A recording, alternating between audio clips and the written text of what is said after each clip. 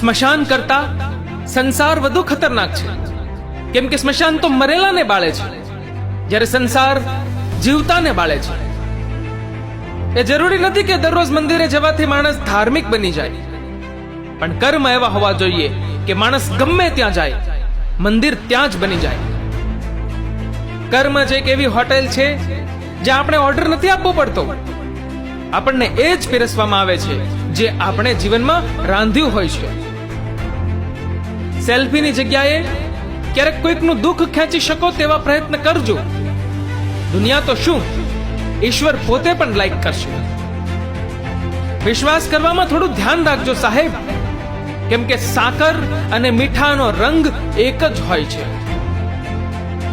તમે ગમે તેટલા સારા કામ કરો, ગમે તેટલા સારા બનો કે ગમે તેટલા ઈમાનદાર બનો, પરંતુ દુનિયા તો તમારી ફક્ત એક જ ભૂલની રાહ જોતી હોય છે.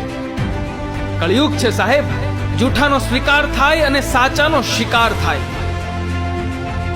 યાદ રાખજો દોસ્તો, કોઈ પણ માણસ જન્મથી જ ખરાબ નથી હોતો, પણ સમય અને સંજોગ માણસને ખરાબ બનાવી દે છે.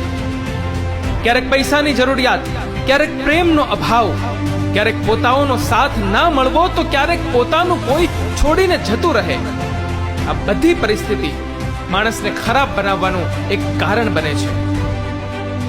મફતનો રોટલો, નવરાશનો ઓટલો અને રોગનો ખાટલો એ ત્રણેય સગા ભાઈઓ છે. આ ત્રણેયની એકની એક બહેનનું નામ ગરીબી છે. આ ચારેય સંતાનોની સગી માતાનું નામ આળસ છે. સમયની સાથે બદલાઈ જાઓ અથવા સમયને બદલતા શીખો. ક્યાં સુધી મજબૂરીને ગણાવતા રહેશો? ક્યારેક તો સામા પવને દોડતા શીખો.